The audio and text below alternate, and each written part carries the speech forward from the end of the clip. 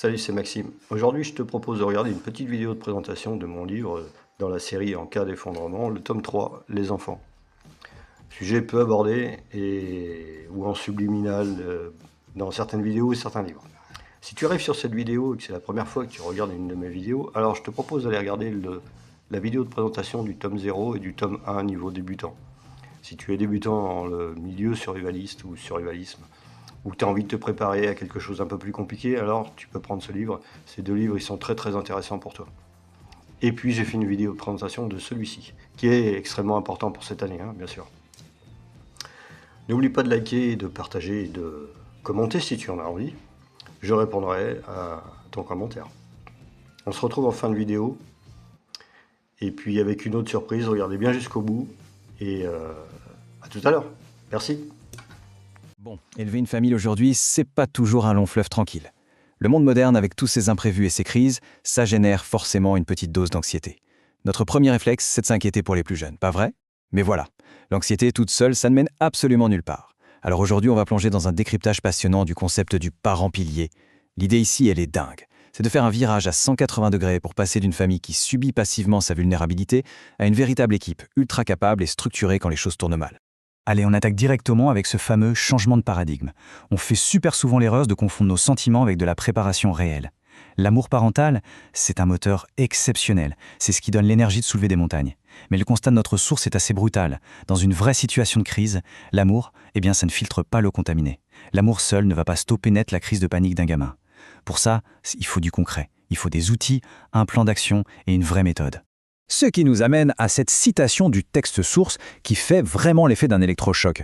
Improviser avec ses enfants n'est pas un plan, c'est une condamnation. Boum! Fini la fameuse phrase « on verra bien le moment venu, on fera au mieux ». Se reposer sur des réactions spontanées au milieu d'une urgence au lieu d'avoir des stratégies préparées à l'avance, c'est littéralement exposer la famille à un danger immense. L'improvisation amène le chaos et le chaos, c'est le pire ennemi de la sécurité. Du coup, voici notre feuille de route pour aujourd'hui. On va d'abord aborder la psychologie du pilier, ensuite l'éducation à la résilience, puis les protocoles de sécurité, le maillage social, pour terminer avec la directive finale. C'est parti pour le premier bloc, la psychologie du parent pilier. Avant même de penser à remplir des sacs de survie ou d'apprendre à purifier de l'eau, tout se passe d'abord dans la tête. C'est quoi un parent pilier au juste? C'est le point d'ancrage émotionnel. Pourquoi c'est si crucial de garder son sang-froid? Tout simplement parce que les enfants sont des éponges émotionnelles géantes. Si l'adulte panique, l'enfant perd absolument tous ses repères à la seconde. En imposant une autorité naturelle et super calme, le parent pilier crée une sorte de bulle de confiance. La peur s'efface et l'action prend le relais. Ce qui nous amène logiquement au deuxième bloc, l'éducation à la résilience. Une fois qu'on a le bon état d'esprit, il faut passer à la pratique avec les plus jeunes. Mais attention, il y a une règle d'or absolue. Éduquer, oui, mais terrifier, jamais. Le truc génial ici, c'est de ludifier la préparation. On transforme ça en aventure. La source parle de lancer des exercices cachés. En gros, on inculque des réflexes de survie sous forme de petits jeux. L'enfant apprend machinalement, sans aucune notion de danger réel, pour construire peu à peu une autonomie. Mais concrètement, ça ressemble à quoi cette fameuse autonomie progressive? C'est un jeune qui sait s'orienter dans la rue sans avoir les yeux rivés sur un smartphone.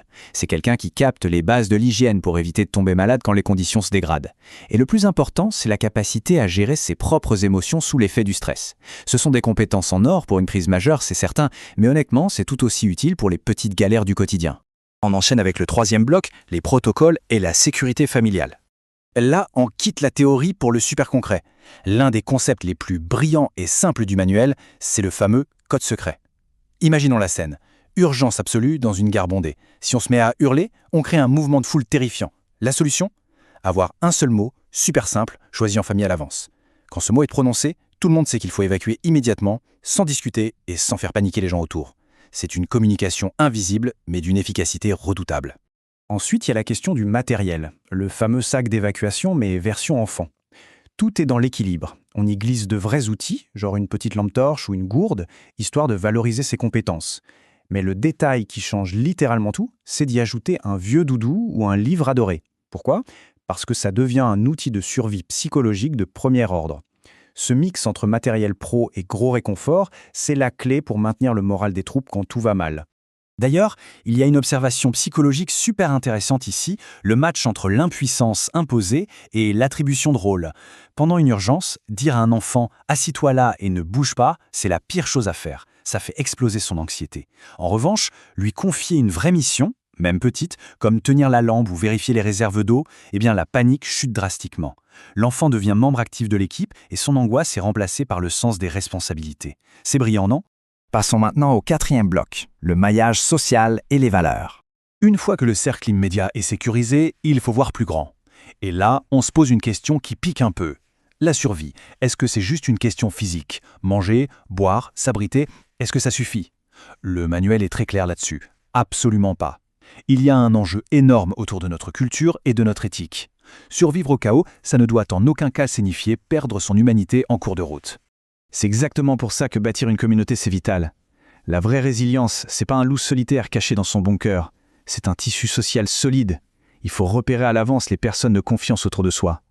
Et on doit apprendre aux enfants à interagir avec ce réseau. Ils doivent savoir vers qui se tourner.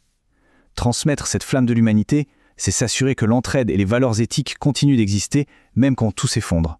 Finalement, c'est l'espoir qui donne un sens à tout ça.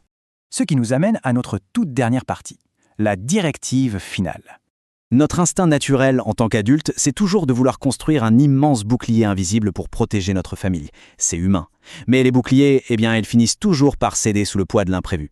La vraie mission, la seule qui compte au final, c'est de préparer. En transmettant des compétences concrètes et une force mentale en béton, on transforme la vulnérabilité en une maîtrise totale. Alors on se quitte sur cette réflexion. Si le monde devait basculer demain matin, cette famille réagirait-elle dans la panique totale de l'improvisation ou avec la certitude tranquille d'un plan rodé à la perfection? Bon, voilà, tu viens de regarder cette petite vidéo de présentation qui a présenté quelques items qui sont à l'intérieur du livre. Bien évidemment, il y en a d'autres.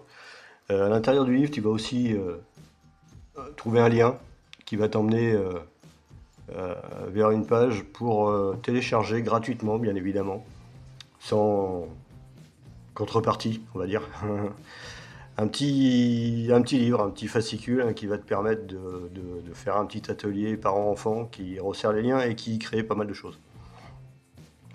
Et puis qui apprend en même temps, parce que ça c'est le but, notre but, l'apprentissage.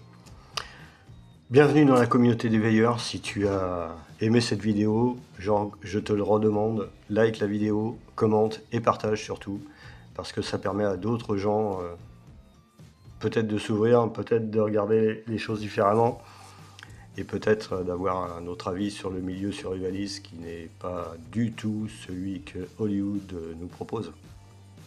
Bien que ce soit divertissant, mais ce n'est pas le cas. Merci, à bientôt pour une autre vidéo.